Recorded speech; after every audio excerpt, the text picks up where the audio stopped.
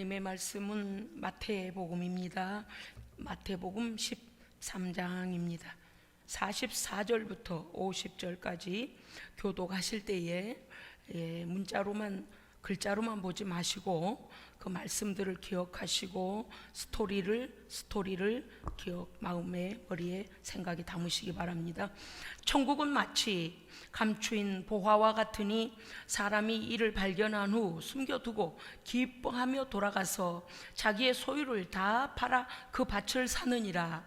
또 천국은 마치 좋은 진주를 구하는 장사와 같으니 극히 값진 진주 하나를 발견하며 가서 자기의 소유를 다 팔아 그 진주를 사느니라. 또 천국은 마치 바다에 치고 각종 물고기를 모는 그물과 같으니 그물에 가득함에 물가로 끌어내고 앉아서 좋은 것은 그릇에 담고 못된 것은 내버리느니라. 세상 끝에도 이러하리라. 천사들이 와서 의인 중에서 악인을 갈라내어 50절 우리 다 함께 읽겠습니다. 풀무불에 던져 넣으리니 거기서 울며 이를 갈리라. 아멘. 아멘. 할렐루야. 아멘. 우리 하나님을 높여 영광을 올려드립니다. 하나님께서 우리에게 믿음을 주셔서 이 성전까지 와 예배 드릴 수 있도록 온근각처에 있는 모든 성도들의 마음을 하나로 부르시고 오늘 생명의 말씀을 우리에게 먹여주실 줄로 믿습니다. 아멘. 오늘 말씀의 제목을 한번 읽어주시면 좋겠습니다. 다 함께 주보를 한번 봐주시겠습니까? 말씀의 제목을 한 목소리로 읽어주십시오. 시작. 네, 낯선 단어가 많이 들어갔습니까? 삶의 한 챕터가 교체될 때 챕터는 책의 몇 장에서 내용이 바뀌고 주제가 바뀔 때 또 내용을 분할해서 장을 만듭니다. 그래서 챕터를 사전에는 이렇게 말했습니다. 책의 책의 몇 장 내용이 다르겠죠. 그 다음에 어떤 개인의 삶이나 역사상 특정 시기 때 어떤 개인의 삶이나 역사상 특정한 시기와 그 때를 챕터가 넘어간다, 챕터가 바뀌었다 이렇게 말한다는 거죠. 여러분들께서 책을 사서 보시면 맨 앞에 머릿말이 나오지요. 그리고 서문이 나오지요. 그리고 차례 몇 페이지에 뭐가 있습니다 이렇게 쭉 나오게 됩니다. 그럴 때 보면은요 제1권 그 다음에 제1장 끝나면 제2장 그래서 제1권 안에 5장까지 하겠다 그러면 5장이 넘어가면 제2권 제1장 이렇게 다시 시작됩니다. 이것을 우리는 챕터라고 합니다. 인생 생애 주기를 학자들은 이렇게 냈습니다. 태아기, 영아기, 유아기, 아동기, 청소년기, 청년기, 중년기, 노년기 이렇게 했습니다. 태아기를 보니까 수정부터 출생까지 모태에 있을 때가 태아기고 영아기는 출생하여 0세부터 2세까지를 영아기라고 유아기는 3세부터 6세까지입니다. 그 다음에 아동기는요 7세부터 12세까지 초등학교를 마치게 될 때가 아동기겠죠. 그 다음에 청소년기는 13세부터 19세 그 다음에 청년기는 20세부터 34세까지 그 다음에 중년기가 나오는데요 몇 살부터일까요? 그러게요. 저도 설교 준비하다 깜짝 놀랐습니다. 35세 이상이 중년으로 들어가더라고요. 와우. 우리 집에는 다 중년인 것 같습니다. 한 사람 빼고 그런 것 같습니다. 그래서 중년기가요 35세부터 64세까지랍니다. 그리고 65세 이상을 노년기라고 한답니다. 이렇게 인생의 주기를 생애 주기를 이렇게 나이와 또 성숙도와 또 그때 준비해야 될 것들 그때 감당할 것들에 대하여 이렇게 챕터로 나눠 놨습니다. 성경은요 맨 처음에 하나님의 천지 창조가 나옵니다. 그 다음에 인간 타락, 그 다음 홍수 심판, 인간 번성, 선민 구별, 언약과 율법, 오실 메시아 선포, 그 다음에 중간기를 지나서 신약 성경에 들어오면 오신 메시아, 언약 성취이자 예수 그리스도, 성육신과 십자가와 부활과 승천, 그리고 재림 약속입니다. 그 다음에 성령이 오셔서 교회가 시작되어지고 복음이 성도와 교회와 성령을 통하여서 교회가 해야 될 사명은 땅끝까지 복음이 증거되어지면 예수 그리스도의 재림이 있고 그 다음 백보자 심판이 있으며 천국과 유황불못으로 완전히 나뉘게 되어집니다. 이 땅은 성경에 보면 모두 불타서 어느 곳 하나 발 붙일 곳이 없게 됩니다. 한 인생도 행복과 불행이 한 가지만 쭉 가지는 않을 것입니다. 어떤 날은 기쁜 날도 있고 어떤 날은 어려운 날도 있을 것입니다. 그래서 교차적 또는 반복적으로 우리에게 어려움이 오기도 하고 기쁜 날이 있기도 하지요. 우리에게 인생이 자기가 계획하지 않는 어려움이 갑작스럽게 닥쳐오면 우리는 전환이 일어난다라고 합니다. 그러면 우리는 모두 당혹스러워합니다. 왜냐하면 내가 계획한 것이 아닌데 불현듯 어떠한 일이 터진다 그러죠. 내가 지식으로 인식하고 준비하지 아니하는데 생각지 않은 일이 생각지 않은 때에 일어나면 우리는 굉장히 당혹해합니다. 인생의 생애 주기는 사람이 주인공입니다. 아시겠죠? 무슨 말씀인지 아시겠죠? 태아기 모태에서부터 하나님께서 우리를 창조하여 어머니의 뱃속에 우리를 창조하여 주실 때부터 시작하여 우리의 이 땅에서의 삶이 끝나는 때 거기에 사람이 인생 주기의 주인공, 내가 주인공이다는 거죠. 성경은 하나님께서 주인이십니다. 아멘. 구약 성경 창세기 1장 1절은 이렇게 시작합니다. 태초에 하나님이 천지를 창조하시니라. 아멘.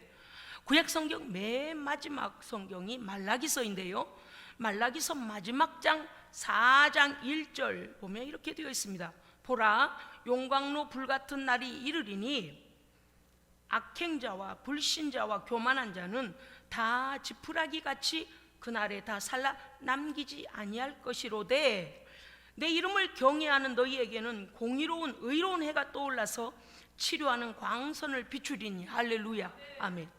구약 성경의 맨 마지막은 하나님을 외면한 자들은 지푸라기와 같이 다 불의 심판을 받게 될 것을 말씀하시면서 하나님을 경외하는 우리에게는 의로운 해가 떠오른다. 그건 누구입니까? 우리의 하나님의 아들 의로우신 왕 예수 그리스도이십니다. 아멘. 예수 그리스도께서 십자가에서 희생해 주심으로 죄인들의 저주와 멸망을 치료하는 치료의 강선이 되셔서 우리에게 발해 주십니다. 아멘. 그를 믿는 자에게 말이죠. 믿지 않냐는 자에 대해서는 이미 앞서서 말씀하셨습니다. 그래서 구약 성경 보십시오. 창세기서부터 말라기까지 하나님께서 주인공이시죠. 하나님께서 역사를 주관하시죠. 신약 성경에 넘어와서 중간기를 거치고 신약 성경에 넘어오면 마태복음 1장 1절은 이렇게 시작합니다. 아브라함과 다윗의 자손 예수 그리스도의 계보라. 아멘. 그래서 아브라함이 주인공이 아니고요, 다윗이 주인공도 아니고요, 우리의 메시아 구원주로 오신 하나님의 아들 예수 그리스도에 대하여 시작합니다. 아멘. 그러면 구약 성경에 우리에게 하나님의 아들을 보내주시겠다라고 약속하신 것을 신약 성경에 오면 그분이 오심으로, 예수님께서 오심으로 약속이 이루어졌고 또 남은 약속들을 이루어 주신 것이지요. 요한계시록은 신약 성경 맨 마지막에 있습니다. 신구약 성경을 다 합쳐서 맨 마지막 성경은 요한계시록인데요, 요한계시록 22장 마지막 장 22장이거든요 22장 12절에 보면 이렇게 되어 있습니다. 보라, 내가 속히 오리니. 우리 주님께서 지금 승천하셔서 하나님 보좌 우편에 계시는데 재림의 주로 다시 심판주로 오시겠다는 약속인 거죠. 보라, 내가 속히 오리니 각 사람에게 그가 행한 대로 갚아주리라. 나는 알파와 오메가요 처음과 마지막이요 시작과 마침이니라. 아멘. 신약 성경도 마태복음 1장 1절에서도 예수 그리스도의 하나님의 아들로부터 시작하여 마지막 요한계시록 22장이 예수님이 오시겠다라고 약속하시면서 모든 역사의 시작을 하신 하나님께서 역사를 마치는 심판의 주가 되어서 오실 것을 말씀하고 계십니다. 인생을 살다가 새로운 전환을 맞게 될 때 우리는 멈추지 않는 역사의 시간 속에서, 그렇죠? 시계는 멈추지 않습니다. 내가 잠깐만 멈춰달라고, 시계 보온고장인 스위스에 거기에다가 잠깐 서 있어 달라고, 내가 뭐를 해야 되고 아직 안 했으니 서 있어 달라고 해서 소용없어요. 왜냐하면 시계가 돌아가는 것은요, 온 우주를 움직이시는 하나님의 시간이 진행되고 있기 때문입니다. 아멘. 그래서 기계를 누가 잘 조작을 해서 시계가 돌아가는 것으로 맞춰지는 게 아니고요, 하나님께서 역사의 흐름을 흘러가게 하신다, 그 말씀이죠. 인생 전환, 챕터 기억해 주십시오. 모세 이야기를 잠깐 해보겠습니다. 이미 한두 번 들은 분도 계시기 때문에 모세의 예를 들겠습니다. 출애굽기 2장 1절에 레위 가문의 두 사람이 결혼을 하게 되고요, 그들은 아들을 낳게 됩니다. 아들을 낳아서 석 달 동안을 잘 양육합니다. 숨겼어요. 정상적인 민족이고 정상적인 가정이라면 우리 집에 아들 낳았다고 난리가 나겠죠. 잔치하겠죠. 그런데 그럴 수가 없습니다. 왜냐하면 이스라엘 민족이 기근을 피하여서 고센 땅에 들어갔다가 거기서 민족을 이루면서 애굽 사람들이 이스라엘 사람들을 노예화 시켜버렸습니다. 자신의 나라가 아니기 때문에 이스라엘 사람들이 노예가 된 겁니다. 그런데 이스라엘 민족이 많이 불어나니까, 인구가 많아지기 시작하니까 노예들이 막 애를 너무 잘 낳는 거예요. 그러니까 무슨 말들이 나오는가 하면, 이러다 우리 국민보다 저 노예들이 더 많아지겠네. 그래서 노예들이 더 많아지면 나라가 전복당하지 아니하겠나. 그래서 왕이 명령을 내립니다. 유대인 여자들이 아이를 낳을 때 아들이면 엎어 죽여라, 딸이면 놔둬라. 왜? 종으로 쓰려고요. 왜냐하면 남자들을 없애야만이 더 이상 자손을 낳지 않잖아요. 그러니까 노예들의 인구를 줄이기 위해서 남자아이가 태어나면, 사내 아이가 태어나면 죽이라고 그랬습니다. 산파들에게. 산부인과가 있는 게 아니니까요. 그런데 하나님께서 그 산파들에게 은혜를 베푸십니다. 여기저기서 사내 아이들이 태어나는 거예요. 그런데 시대가 그런 시대인지라 이 어린아이가 3개월 지났는데 목소리가 너무 우렁찬 거예요. 이제는 울음소리를 감출 수가 없게 됩니다. 발각되면 칼에 죽거든요. 산파가 엎어 죽이지 않으면 칼에 죽임을 당하니까 어떻게 했겠습니까?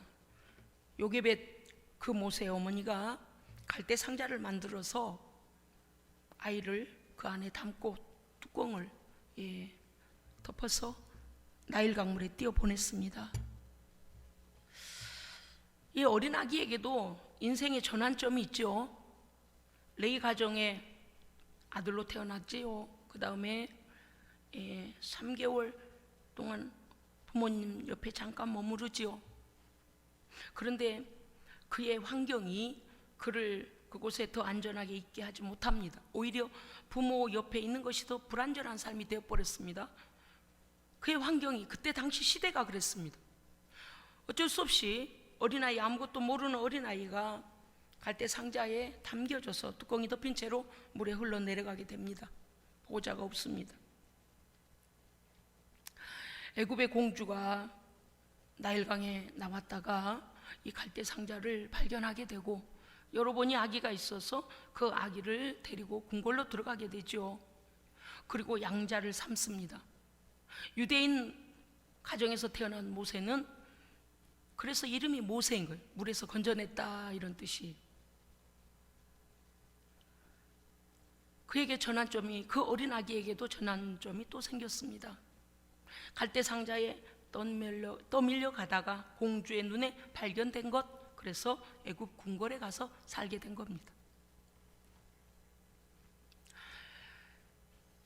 한날은 밖에 나가서 그 어머니가 유모로 들어가서 너는 유대인이다, 너는 하나님의 백성이야 라고 그 어린아이에게 가르치죠. 그래서 자신이 유대인인 걸 알게 됩니다.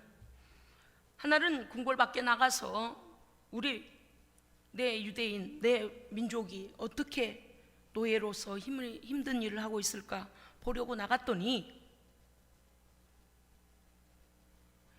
애굽 사람이 유대인을 막 아주 채찍으로 치고 있는 거예요.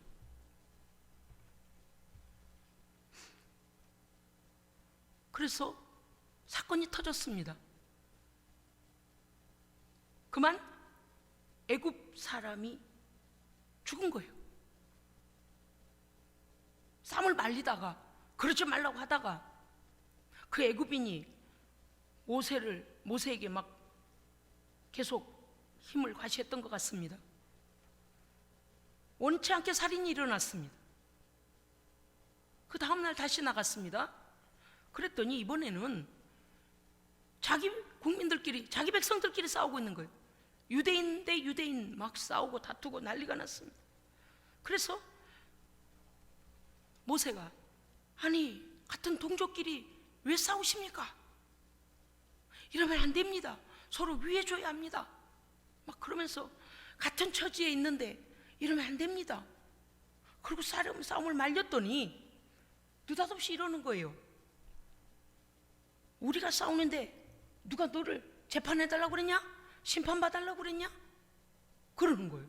그러더니 어제는 애굽인을 죽이더니 오늘은 우리를 간섭하냐? 목격자가 나타난 거예요. 애굽인과 유대인이 애굽인에게 맞는 것을 보고 말리다가 그 애굽인이 죽게 된 것을 그 사람이 본 겁니다.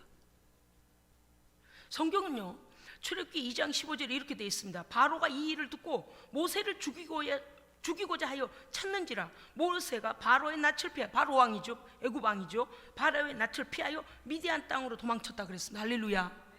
네, 보십시오. 인생이 무슨 사건이 챕터마다 하나씩 일어나요. 궁궐에서 평안하게 살 수 있을까 했더니 공주의 양자니까 말이죠, 생각지 않은 일들이 또 터집니다. 광야로 도망을 가게 되는데 그곳에서 어떤 아가씨 7명이, 여인들 7명이 우물가에 와서 양떼를 물을 먹이는 시간이라 양떼에게 물을 먹이려고 하는데 갑자기 다른 곳에서 양을 먹이던 목자들이 막 달려오더니 이 여성들이 좀 힘이 없잖아요, 남자보다는. 그러니까 막 밀쳐버리는 거예요.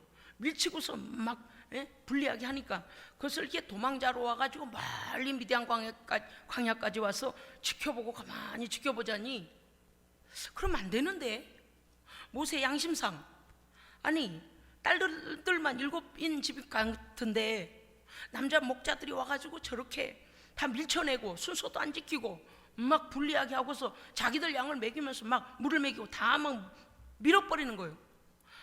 모세가 또 갑자기 이 안에서 그냥 정의감이 발동을 하기 시작했습니다. 그래서 거기서요 막 그들과 왜 이렇게 불리한 일을 하느냐, 불의한 짓을 하느냐 라고 싸워져서 이겼어요. 그래서 그 7딸이 있는 그 집에 그 순서대로 이제 그 집 양떼들을 물을 다 먹이게 됐습니다. 그리고서 이제 그 집으로 돌아갔는데 양떼들 그 우리 양우리 있잖아요. 양우리로 몰고 들어갔더니 그의 아버지 이드로가 이렇게 말하죠. 얘들아, 오늘 어쩐 일이니? 다른 때보다 훨씬 빨리 왔구나, 이렇게 물어보시는 거예요.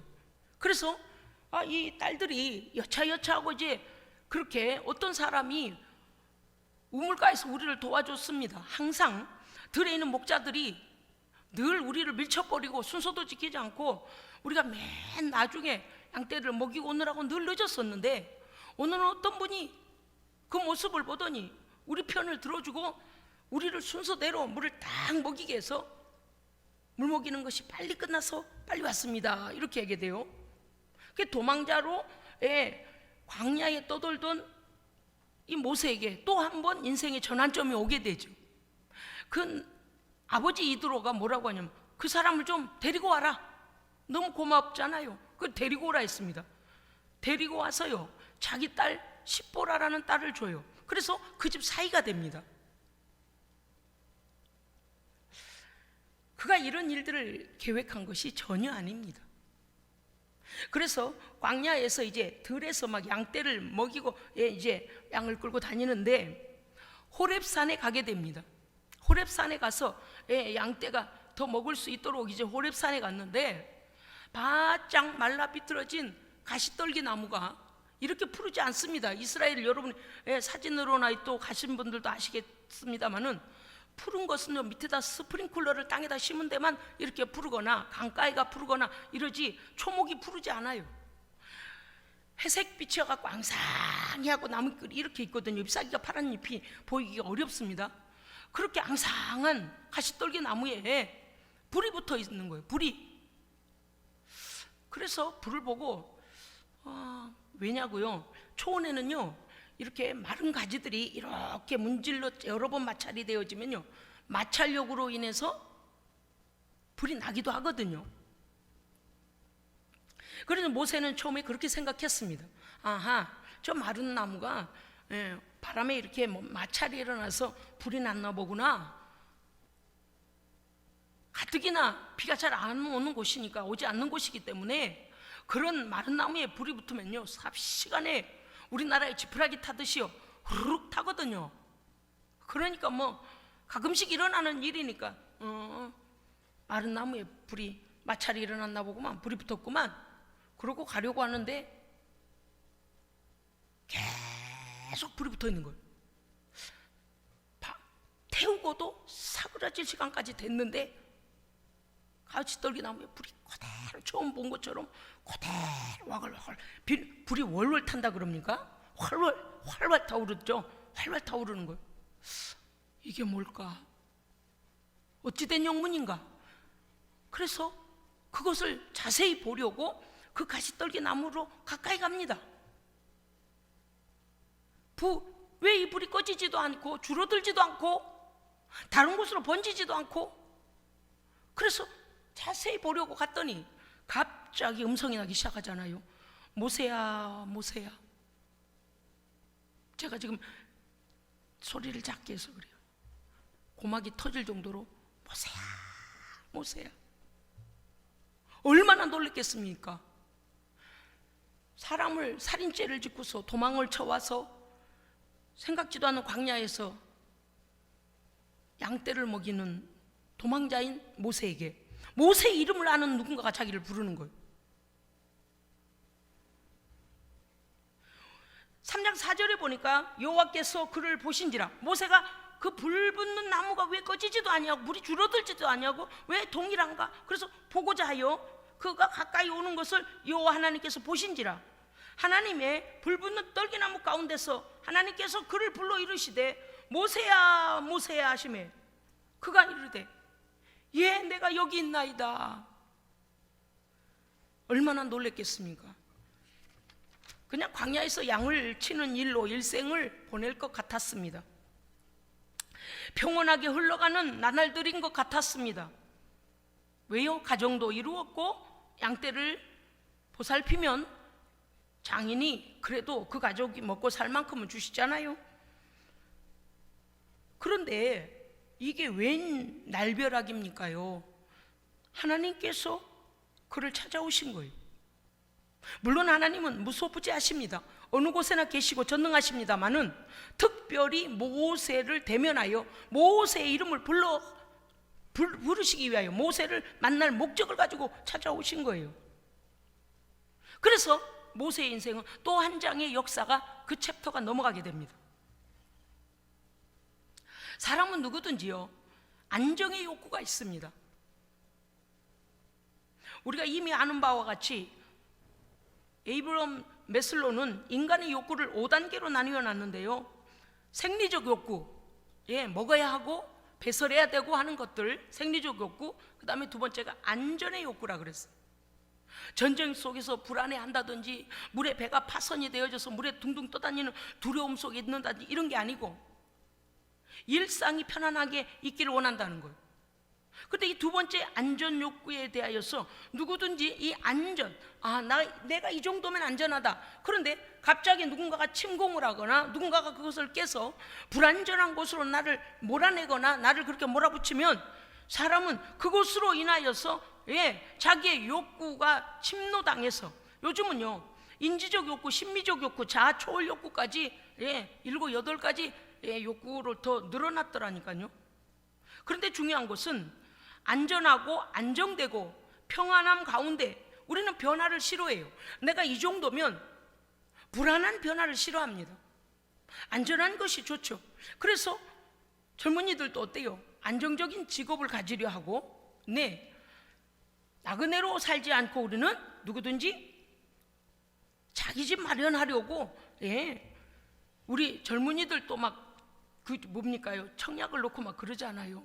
왜냐하면 오늘은 이곳 내일은 저곳, 주인이 나가라면 나가야 되고, 갑자기 또 세를 올리면 어때요? 준비도 안 돼 있는데 갑자기 올리면 그거 어떻게 할 수 없고, 지금 그래도 이렇게 국가에서 몇 프로만 이렇게 올리라고 해놨잖아요. 얼마나 불안해요. 그래서 안정의 이 욕구를 충족시키기 위하여, 불안전하지 않기 위하여 집을 마련하는 거예요. 그것뿐만이 아닙니다. 가정도 이 평안함, 안정됨을 유지하고자 각자 노력을 합니다. 그런데 말입니다, 인생이, 모세의 삶을 잠깐 우리가 들여다봤습니다마는, 우리가 아무리 나는 안정된 것이 좋아, 평안함이 좋아 라고 해도 원치 않는 사건과 사고와 어려움이 옵니다. 우크라이나를 보십시오. 어린 소녀들이 지하에서 기도하고 있는, 개신교의 그 소녀들이 나라의 회복을 위하여 기도하고 있는 것이 유튜브에 잠깐 나오더라고요. 우리나라에서도 기독교 계통에서 지금 여러 가지 성경 보내기랄지 또 복음 보내기랄지 여러 가지로 우크라이나를 돕고 있습니다. 원치 아니에요. 그런데도 그들의 안정이 깨졌습니다. 때로는 말이죠, 우리가 원치 아니하는데도 불구하고 우리의 곁에 있는 사람이 우리를 떠나가기도 하고, 내가 계획한 대로 일이 되지 않고 완전 실패를 맛보기도 합니다. 너무 혼란스럽죠. 그럴 때 우리의 반응은 어떻습니까? 평정심을 잃기가 쉬워요. 왜? 계획하지 않은 일이었기 때문에 어떻게 대응해야 되나 걱정이 된다 그 말이죠. 그때 오는 것이 무엇인가? 상실감과 고독감과 회한과 후회와 연민과 외로움과 슬픔과 고통과 두려움, 그리고 절망입니다. 좋은 일로 갑작스러운 기별이 오면요, 너무 좋을 일이지만 어려운 일이 올 때 그 전환점은 우리로 평정심을 잃게 만듭니다. 그렇다고 하여 우리가 매일 매 시간마다 후회와 연민과 슬픔과 고통 속에 빠져 있어야 합니까? 그 결과는 어떻게 되겠습니까? 절망과 죽음입니다. 가룟 유다는요, 예수님을 은 30에 팔았습니다. 잘못된 것 알았습니다. 그래서 은 30을 들고 성전으로 가서 제사장에게 주죠. 나 이 은 돌릴랍니다. 그런데 이미 그들이 우리 받을 수 없다, 네가 책임져라 라고 해버려요. 왜? 하나님의 아들을 팔았거든요. 그들이 받아주지 않습니다. 가룟 유다도 인생 가운데 가장 절망스러울 때가 아마 이때였을 것입니다.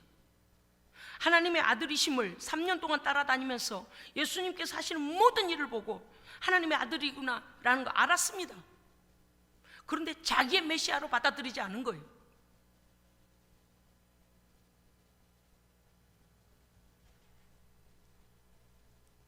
은 30에 예수님을 팔고 은을 제사장에게 돌려주러 성전에 갔으나 그들은 거절합니다.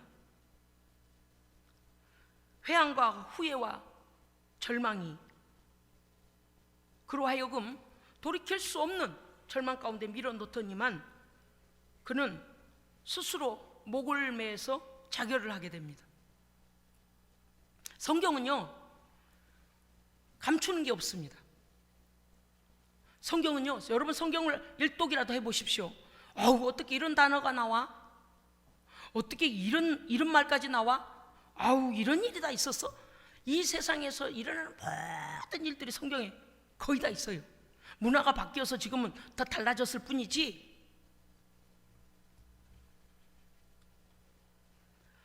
우리가 어려운 상황을 안정이 깨어지고 평안함이 깨어진 어려움이 우리에게 오게 되면, 전환점을 맞게 되면 우리도 모르는 사이에 자기 연민에 빠지게 됩니다.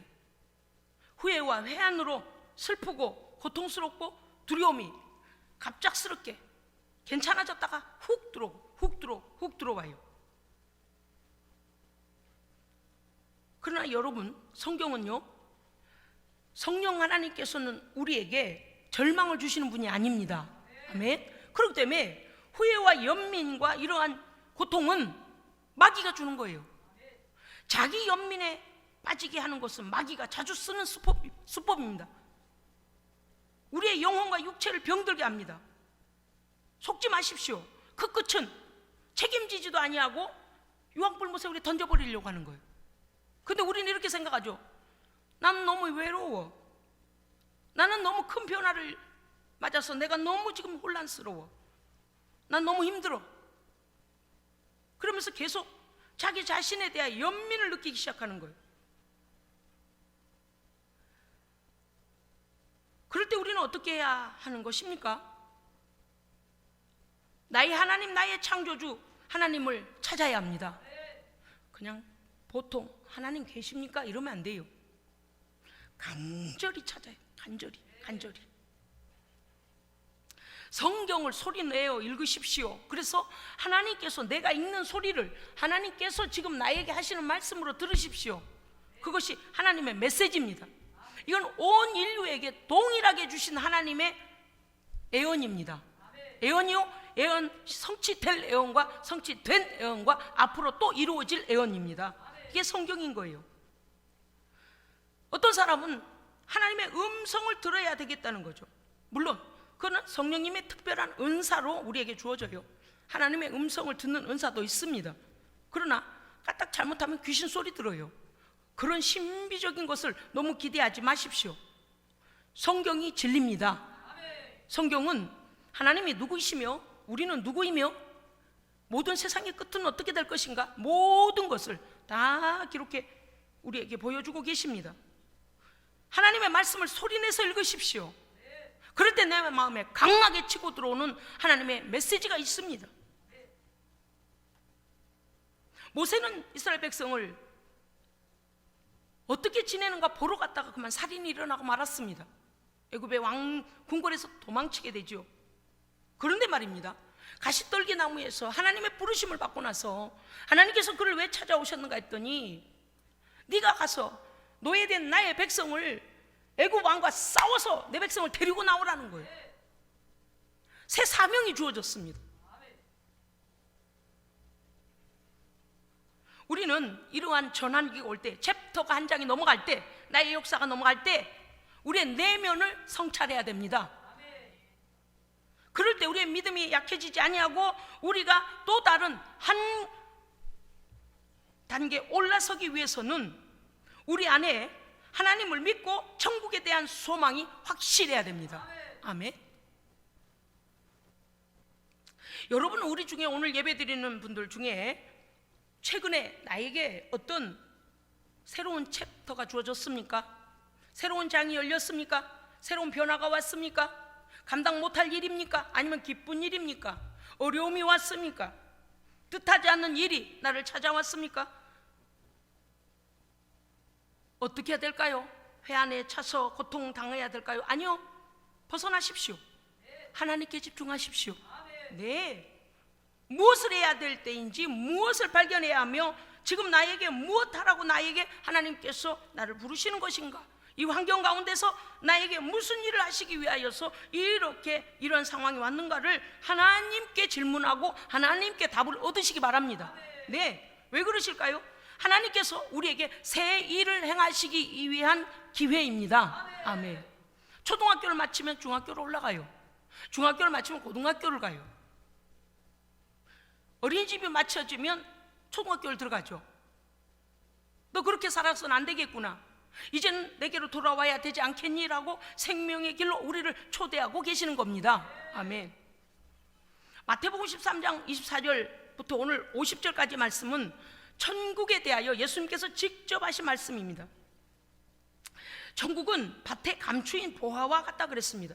예전에는 사람들이요, 지금도 그런 사건들이 가끔 있잖아요.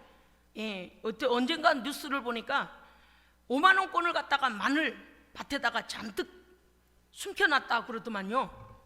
예? 그래서 밭을 이렇게 갈다가 그 뭐 비닐이 찔찔 끌려 나와서 보니까 돈 5만 원짜리가 잔뜩 보따리에 들어있더라는 거 아니요. 그래서 그 뭐요, 그 파는 거 포크레인 가지고 와서 파니까 뭉태기 돈이 거기 들어있더래요. 뭔지 아시겠죠?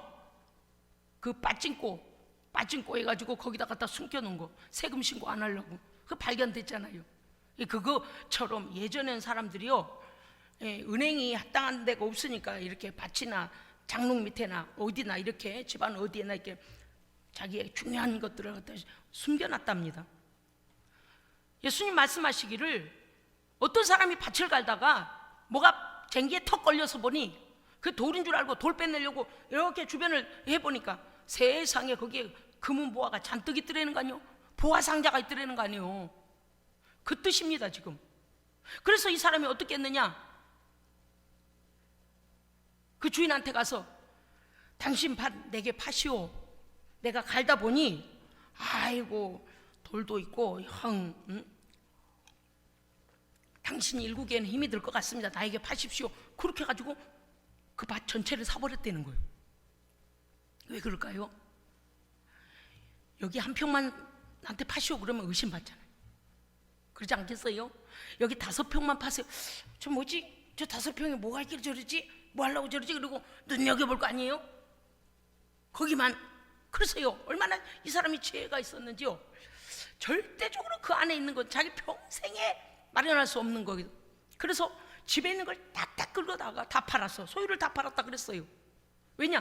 그 밭을 사서 그 밭에 숨겨진 보화 상자만 꺼내면 자기가 지금 소유 그 밭값으로 내놓은 몇 배에 되는 그거를 마련할 수 있기 때문에 그는 걱정이 없습니다. 그래서 자기 소유를 다 팔아서 그 밭을 산 자와 똑같다 그랬어요.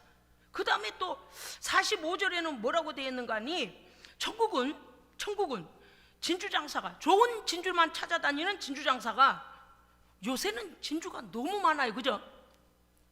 왜 그래요? 양식을 해서 그래요. 예전에는요, 그 자연 그 진주를 만나려면 어려웠습니다. 근데 진주 여러분이 아시겠습니다만은 진주가요 정말 상품, 중품, 하품이 있어요. 어떤 분이 홍콩 여행을 갔다 와가지고 권사님 중에 한 분이요, 저한테 진주를 선물했어요. 진주 목걸이를. 와, 화려하더만요. 3단으로 돼 있어요. 3단으로 목에다 걸치면요 희한한 옷을 입어도 괜히 뭔가 좀 화려해 보이더라니까요. 그리고서 또 한 줄로 된 거를 길게 늘어뜨리는 또 그 한 줄도 선물로 홍콩 가서 사오셨대요. 그 받았어요. 근데 이렇게 말씀하시더만요. 제가 전도사 시절에, 전도사님 죄송해요, 이 한 줄로 된 진주는요 불량 진주예요.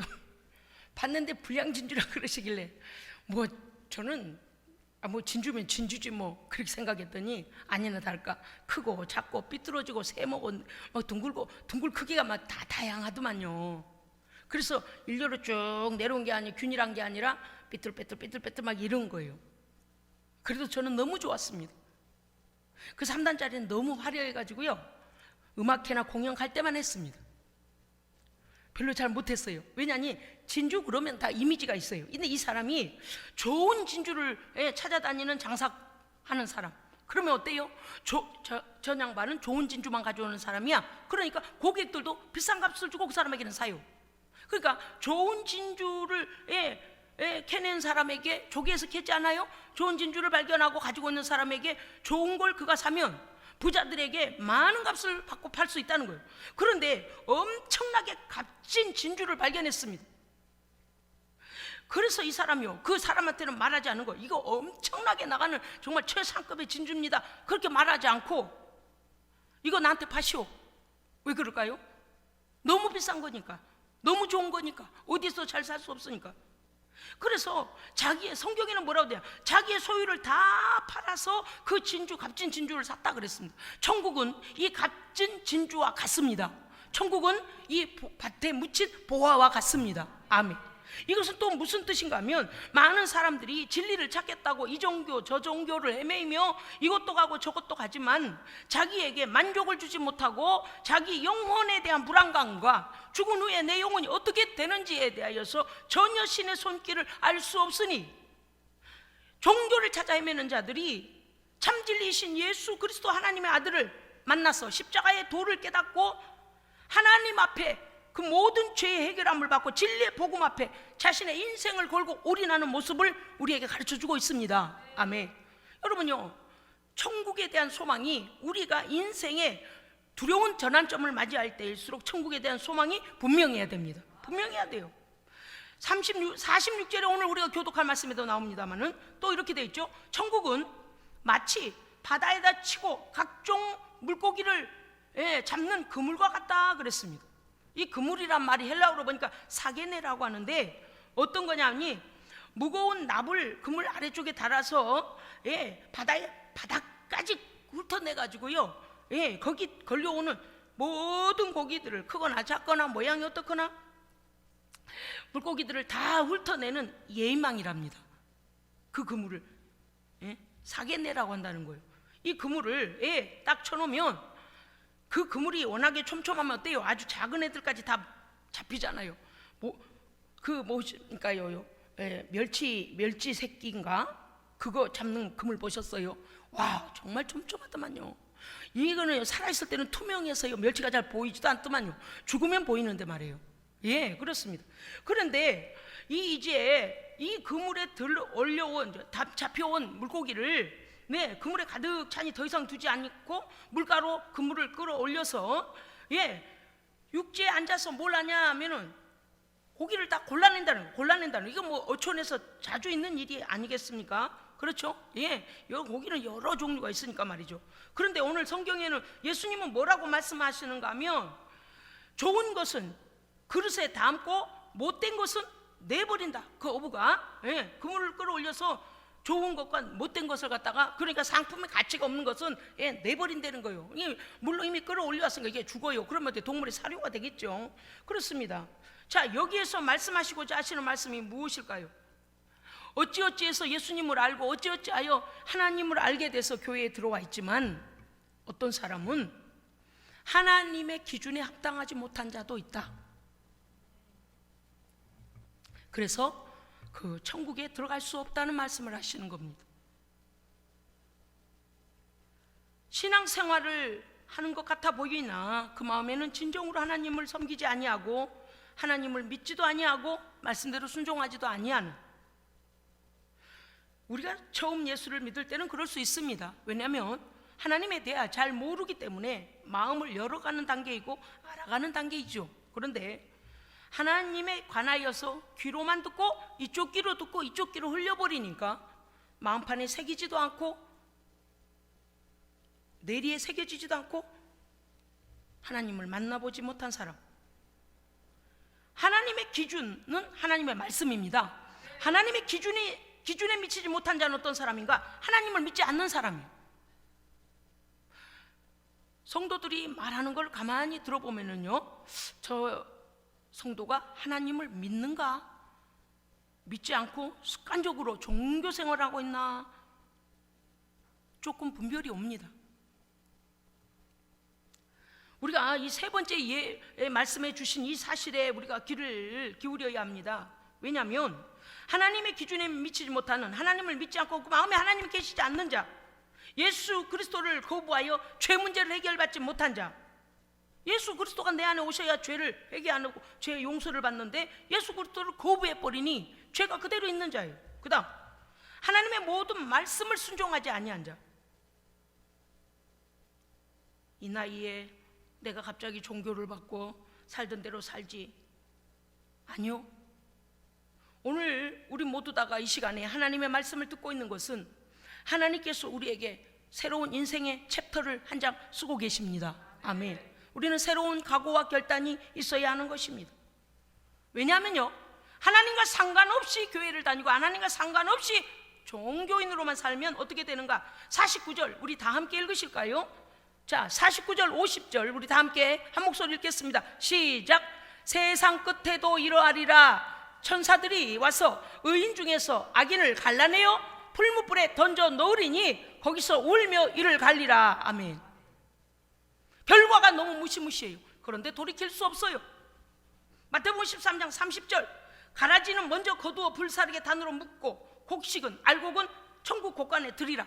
하나님의 말씀대로 믿고 순종하는 믿음을 가진 자, 참 믿음을 가진 자는 천국에 들어갈 자격이 있지만 죄 문제 해결을 받지 못하고 하나님을 내 마음속에 모시지 아니하고 내 뜻대로 사는 사람에 대해서는 하나님 분명히 말씀하십니다. 알곡이 아니다, 가라지다라는 것. 그것은 심판의 불에 던져진다는 것입니다. 13장 40절에도 이렇게 되어 있습니다. 가라지를 거두어 불에 사르는 것 같이 세상 끝에도 그러하리라. 인자가 오늘 말씀하시잖아요. 천사들을 보내요. 모든 넘어지게 하는 것과 불법을 행하는, 불법이 무엇입니까? 죄입니다. 하나님을 믿지 않은 게 죄고 하나님을 외면한 게 죄고 하나님의 말씀대로 살지 않은 게 죄잖아요. 그 다음에 모든 넘어지게 하는 것은 무엇이겠습니까요? 멀쩡히 믿음을 잘 가지고 믿음 생활하는 사람을 거짓말로 속여서 진리 밖으로 끌어내는 이단 거짓된 자들, 이단 거짓된 자들, 그리고 돈만 갈취하는 자들, 그들도 다 함께 어디 가느냐? 풀무불에 던져 넣으리니 거기서 슬피 울며 멸망의 심판을 받게 된다는 것입니다. 우리의 삶의 현장에 갑작스러운 챕터가 바뀔 때 우리의 믿음을 확인해야 합니다. 나는 천국 백성인가? 하나님의 말씀을 열고 하나님의 말씀하시는 모든 말씀에 아멘 아멘 아멘 순종하며 살았는지, 아니면 이것도 아닙니다, 저것도 아닙니다, 이것도 아닙니다 라고 나는 거부하며 살았는지 우리의 믿음을 확인해야 됩니다. 뿐만 아니라 오히려 이럴 때에 나의 내면을 하나님의 말씀에 비추어 나의 믿음을 강화시켜야 합니다. 강화시켜야 이길 수 있는 거예요. 아브라함도 모세도 요셉도 다윗도 사무엘도 엘리야도 그들의 인생의 챕터가 교체될 때에 새 사명이 주어졌습니다. 다시 말씀드립니다. 자기 연민에 빠지는 것은 과거에 묶이는 것입니다. 하나님은 우리를 과거에 묶어 놓으시지 않습니다. 우리의 죄까지도 예수 그리스도의 보혈로 용서해달라고 하나님 앞에 회개하고 기도하면 어떠한 죄라도 주 예수의 피로 용서하십니다. 우리의 과거에 살아온 날들이 죄 속에 있었어도 그 죄를 다 없애주신다, 그 말씀이죠. 그러니까 하나님은 과거에 나의 죄를 가지고 정죄하시거나 때때로 끄집어내가지고 너 이런 자잖아 라고 우리를 위협하시거나 그러시지 않는다는 거예요. 하나님은 해결해 주시는 분이지, 자기 연민에 빠지는 것은요 자기 죄가 해결되지 않은 자와 같은 거예요. 마귀는 우리에게 와서 자꾸 그렇게 말합니다. 참소합니다. 너 과거에 이런 자잖아, 너희가 어떻게 하나님을 믿어? 너 옛날에 믿던 종교 버리고 하나님 믿을래? 그러면 그 귀신들이 너한테 들러붙어가지고 무서운 일이 일어나면 어떡할래? 협박해요. 예수의 이름은 모든 사망 권세를 이기셨습니다. 예수님은 왕이십니다. 그런 예수님을 믿으면 하나님이 나를 보호하시고 인도하시는 거예요. 어렵지 않습니다. 그리스도인은 새날 새 시간에 하나님께서 우리를 위하여 새 일을 하고 계실 뿐만 아니라 나에게도 새 소망을 갖게 하심을 믿어야 합니다. 아멘. 인생이 태아기부터 노년기까지 준비해야 되는 것은 바로 천국입니다. 네, 여러분 여러 가지 못하셔도 천국은 준비하십시오. 주 예수를 믿으면 됩니다. 하나님을 나의 아버지로 믿으면 됩니다. 죄 문제가 있습니까? 어려운 문제가 있습니까? 십자가 앞에 다 내어놓으십시오. 하나님과 은밀하게 기도하십시오. 사람들에게 알릴 것까지도 없어요. 하나님 앞에, 하나님, 제가 과거에 알지 못하여 이러이러한 죄를 범했습니다. 하나님, 예수님의 피로 용서해 주시고 저를 자녀로 받아주십시오. 저도 천국 가게 해주십시오 라고 기도하면 됩니다. 여러분, 우리가 값진 눈물을 흘려야 합니다. 예, 값어치 없는 눈물을 흘리면 안 돼요. 값진 눈물이 어떤 거겠습니까? 아직도 구원받지 못하고 하나님을 외면하고 있는 내 가족, 내 주변에 있는 자들, 지옥을 향하여 줄다름을 치고 달려가고 있는 그들, 세상에서 생명이 끊어지는 날, 사명이 맞춰지는 날, 천국이 준비되지 않은 그들을 위하여 하나님 앞에 그들을 위하여 울며 기도할 수 있는 값진 눈물을 흘려야 하는 것입니다. 나를 하나님 앞에 세우지 아니하고 내 자신에게 관심을 돌리기 때문에 자기 연민에 빠지거나 위험한 일을 당하게 되는 것입니다. 천국은 우리의 천국 가는 길 되신 예수 그리스도를 통해서만 갈 수 있습니다. 아멘. 예수 그리스도를 진리로 믿고 참이시다 그 말이요, 믿고 받아들여야 합니다. 죄를 회개하고 성령을 받은 자만이 갈 수 있습니다. 성령께서 보증해 주셔야 돼요. 여러분이 아실런가 모르겠어요. 부동산에 가서 뭔가를 사면 어때요? 그 부동산 아저씨가 거기에 보증자가 되잖아요. 이 매매하는 사람과 사는 사람과 파는 사람의, 예, 내가 이거 보증자입니다. 그러고서 보증인 서주잖아요. 그 역할을 하는 거잖아요. 그렇습니다.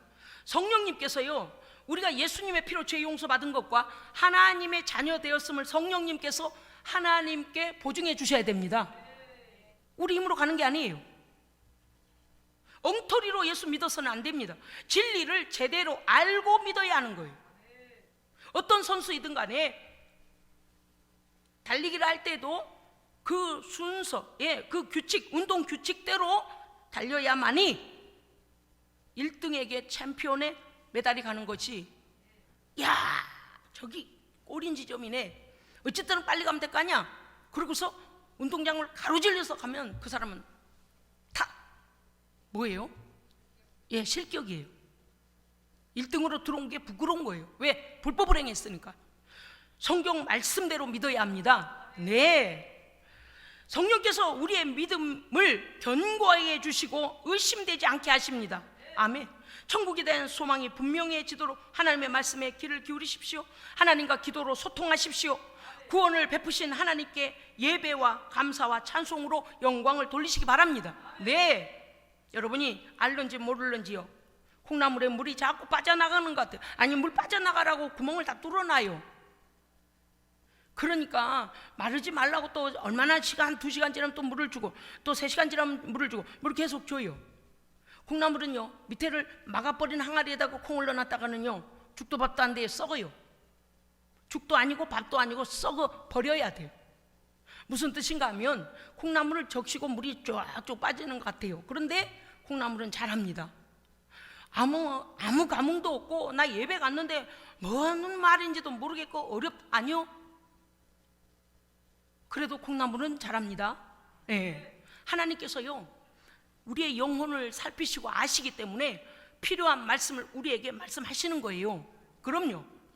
그래서 예배 마치고 성전문을 나갈 때 나 아무것도 모르겠어, 그렇게 불신앙적인 말을 하면 안 돼요. 왜? 오늘 들으신 말씀을 유튜브 설교를 한 번 더 보신다든지, 저는 아예 틀어놓고 들으면서 제가 설교를 듣거든요. 또 차를 타고 갈 때나 혼자 있을 때나 언제나 이 설교를 생각해 봐야 돼요. 내 자신을 돌아봐야 돼요. 묵상이라고 하죠. 다시 생각해 보고 나는 어떻게 살고 있는가. 그런데 한 번 듣고서 이쪽으로 와서 여기서 흘러내려보면 아이고 아무것도 안 되더라. 아니요, 그래도 콩나물은 잘한다니까요. 오늘 우리 사랑하는 성도들께 하나님께 소망을 두어야 합니다. 예, 분명한 것은요, 천국에 가는 기준이 있다는 사실을 기억하고 천국에 이르는 기준에 맞는 신앙생활 해야 됩니다. 아멘. 사람에게 보이려고 분주하게 뭐 많이 하는 거 아니요. 가장 중요한 건 마음을 활짝 열고 하나님을 받아들이십시오. 예수님이 나의 죄를 완전히 해결해 주신 구세주라는 사실을 믿으십시오. 어떤 죄라도 회개하면 묻지 않으십니다. 할렐루야. 나를 정결하게 해주시는 그 예수님의 보혈을 의지하시고 믿으면 성령님이 우리 안에 오셔서 우리와 늘 동행하여 주십니다. 그래서 천국에 이르도록 우리를 보장해 주시는 것입니다. 오늘 다시 말씀을 드립니다. 여러분 최근에 여러분의 가정에 또 우리 개인에게 어떠한 챕터에 교체기가 왔습니까? 전에 같지 않은 어떤 일들이 일어났습니까? 이상하게 여기지 마시고요, 하나님 앞에 집중하십시오.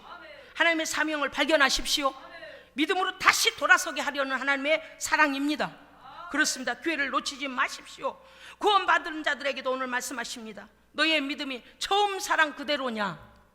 우리가 잃어버린 믿음을 다시 회복하여 하나님 앞에 더 큰 영광을 돌려드리시기를 주의 이름으로 축복합니다. 아멘. 기도하겠습니다.